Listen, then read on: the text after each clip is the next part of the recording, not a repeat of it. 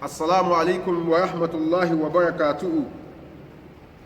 Brothers and sisters in Islam, I greet you in the best manner of greeting once again, yet on another day during our tafsir series in the Lagos Central Mosque, that may the peace and blessings and bounties of Allah continue to be upon each and every one of us. Here we are today, we are counting the remaining days of this special month, this holy month, the month of bounties from Allah, is fast, running away from us. We pray that the few days that is remaining during this month, may Allah make it easy for us to be able to earn to the maximum the benefits of the month. Today, we are still on chapter 30 of the Quran. Today we shall be moving on from verse 27 to 28.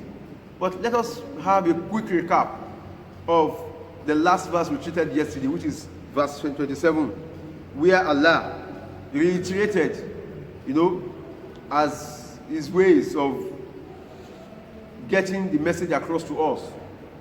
He says something more than once, more than twice.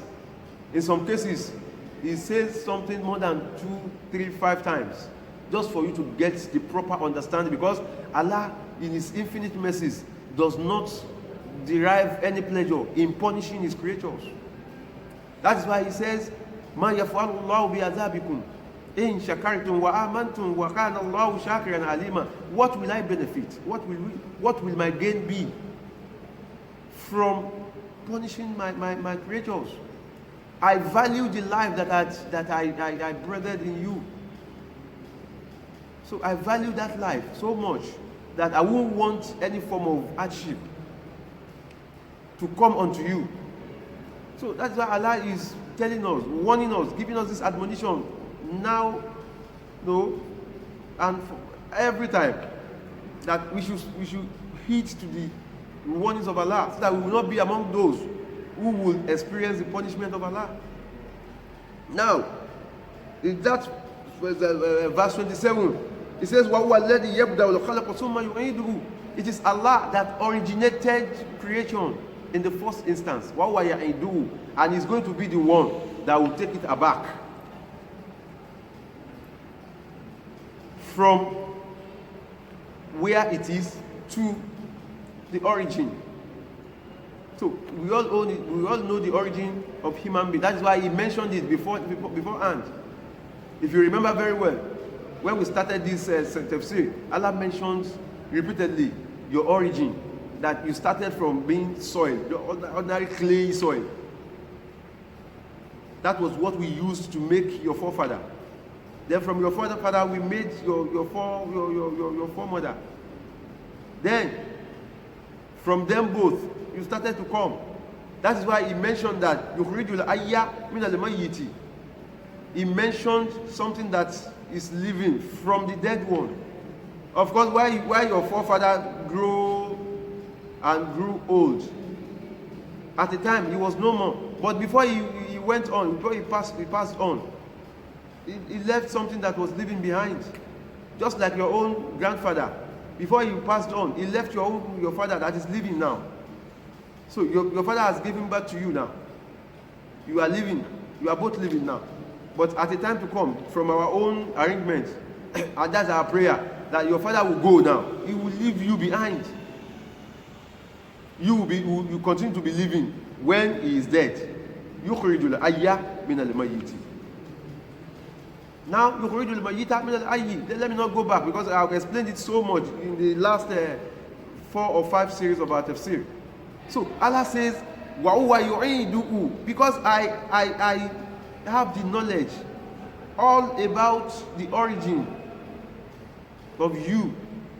Then my knowledge encompasses how I will take you back to your origin. Just like somebody who used yam to prepare poundo yam. He's now saying, look, poundo yam, if you want to do, to take you back to being yam.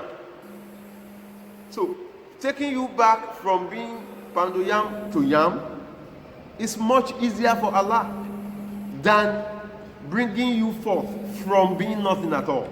Remember another verse that Allah says, هَلْ أَتَى عَلَى الْإِنسَانِ حِينٌ مِنَ الدَّهْرِ لَمْ يَكُنْ شَيْئًا مَذْكُورًا. Has there ever been a period of time over man when man was nothing to be referred to? When man was not existent? It's non-existent. And I said, if you are 70 years of age today, ask yourself, or if you are lucky to still have your mother or your senior ones around you, ask them that 72 years ago, where were you? Lam tekun shay'an madhkura. You were nothing. You were not even remembered, because nothing will be mentioned of you, because you were nobody even thought of your coming. So how will you now come today and turn yourself to be something else? So Allah says, it is He who knows about your origination. Then it is He alone that can know about your returning back to your origin.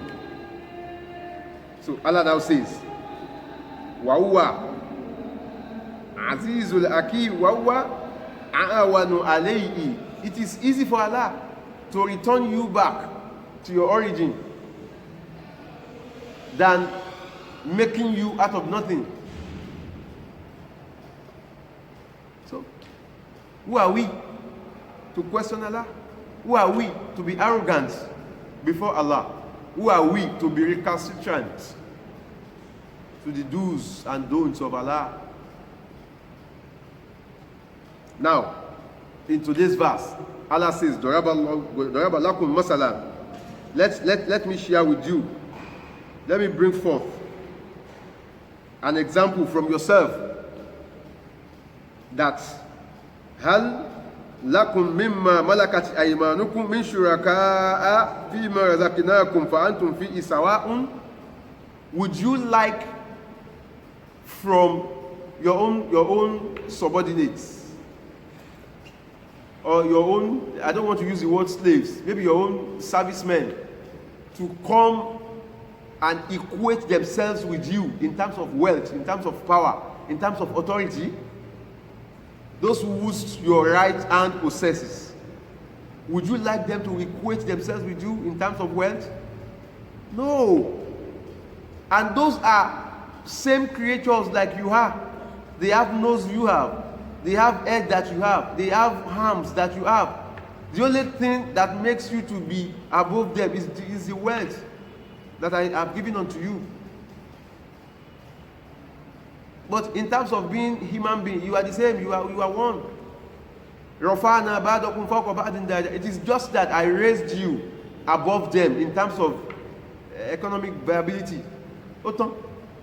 That's the reason why He has, subjected Himself to be subservient to you, because of what He needs to get from you. That's why Allah said, لِيَتَّخِذَ بَعْضُهُمْ بَعْضًا زُخْرِيًّا, so that you, as wealthy as you are, will need the services of the less privileged that will come to you and apply to be your driver, that will come to you and apply to be your cook, that will come to you and apply to be your sales boy or your service boy. Apart from that wealth that you have and they don't have, you are both equal before Allah. You have the same mouth that they have. They have the same nose that you have. If you are a man, you have wife. In their own level, they have wife too. It is the way you mate with your own wife that they mate with their own wives too. You live under, what do you call it? In an abode, under a roof. They live under a roof as well. Yours may be better than theirs, but roof is roof. You may be living in a 4-bedroom or what have you, or a duplex or a mansion. The important thing is that you have a roof over your head.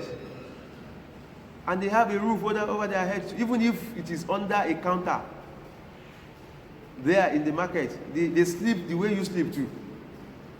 Look at the little difference that differentiates you from them.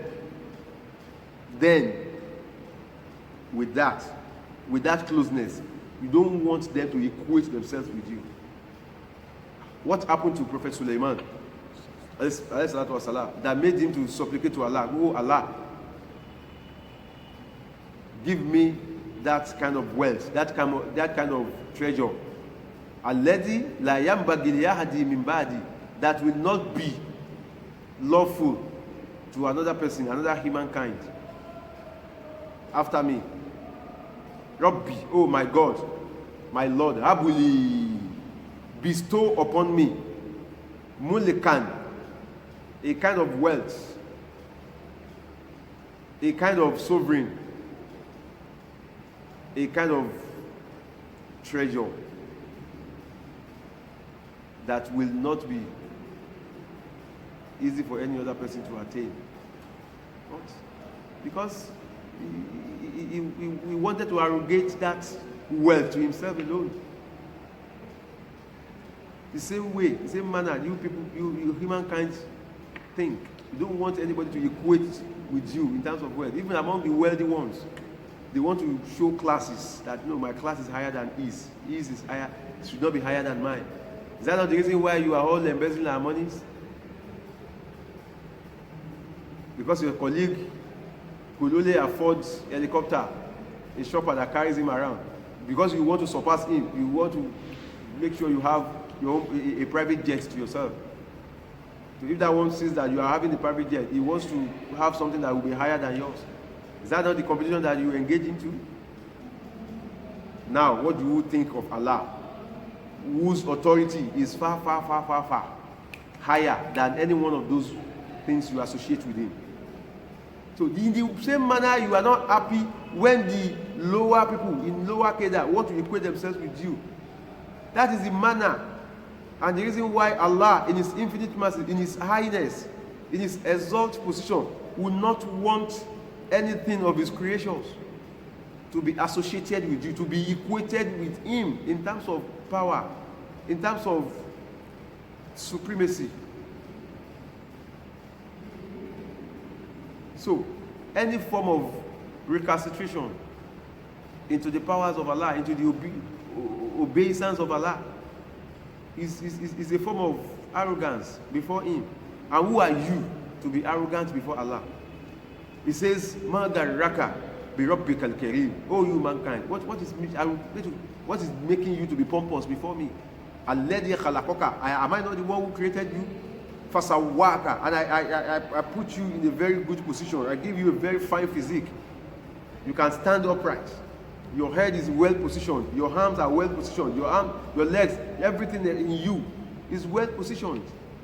What if I have made your eyes to be somewhere, or your two legs? What will it have been? So I gave you fasawaka, fa'adalaka. So I made you fine, complete creature of Allah. Handsome man, beautiful woman. Am I not the one who made everything for you? So should I be the one to whom you will be pompous? Should I be the one before whom you will be arrogant? Of course, because I know your beginning. It is not hard for me to see your end, to see to your end. Have you not heard about the rise and fall of giants in the past? Have you not heard about the rise and fall of monarchs, people of high value, people of great influence in the past? Awalam yasiru fil ardi. Have you not traveled over land or over the sea? فَيَنْظُرُ كَيْفَ كَانَ عَاقِبَةُ الَّذِينَ ظَلَمُوا مِنْكُمْ, and see the remains of those who transgressed before Allah. Whom ashaddu minhum quwwata. They are even more powerful than you are today. I said it sometime during this tafsir series. So who are you? So Allah says, in the way and manner you will not allow anybody, any subordinate of yours, to equate him or herself with you. It is the same way I will not accept anybody being equated with me, Allah.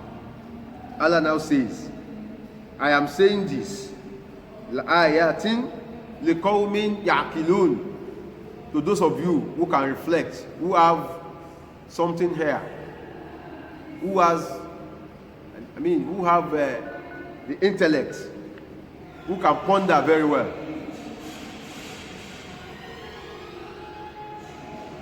So brothers and sisters in Islam, it is very, very important for us to think alongside with Allah in terms of dropping anything that will be a form of association with Him. Quran chapter 22, verse 73, it challenged us, the whole human race, that are you an-nas, O you mankind. Let me give you another parable, but listen to me very well. All those creatures of mine in forms of idols that you called upon, you associate with me, Allah. They cannot even create a housefly. Okay, if I decide to bring together for them all the parts of an housefly, the feather, the head, the thoracic cavity, the abdomen, the legs, the wings, the proboscis, and so on and so, the eyes, and so. Let me assemble those things for them, just for them to breathe in life into that housefly, and I fly away. They cannot achieve it. Okay, okay, even if you serve them with a kind of food that you give unto them, and a housefly now perch on that food and take something away, no matter how small, how minute that thing is, they don't even have power to retrieve that thing from the housefly. Allah says, those of you who seek refuge or powers in those idols, you are very weak. And matilub, even those of the idols that you seek power from, they are very weak too. They cannot achieve anything as small as that. Yet you are associating them with me. Oh, astaghfirullah al-azim. May Allah continue to guide us aright. That is why during the time of the Holy Prophet Muhammad, what he did so much was prayer. Prayers upon his people, for his people. Oh Allah, ahadi qawmi fa innahum la ya'lamun. The best thing you can do for my people is to guide them aright, because they don't know anything. They are not thinking right. So we pray that for all of us, may Allah not let us go astray after He has shown us the right way. Allahumma rabbana la tuzighi qulubana ba'da idh hadaytana wa hab lana min ladunka rahmatan innaka antal wahhab. Bismillahir rahmanir rahim. Ila fi Quraysh ila fihim rihlat ash-shita'i was-sayf falyabudu rabb hadha al-bayt alladhi at'amahum min ju'in wa amanahum min khawf. Bismillahir rahmanir rahim. To those of our brothers who have gone astray, may Allah guide them aright and bring them back into Islam, so that they will not be among those whom Allah will punish on the day of resurrection. So that's why Allah says, what will I gain from punishing you? I don't want to gain anything. It is better for you to understand my message and come to me. So may Allah bring them back home. Bismillahir Rahmanir Rahim.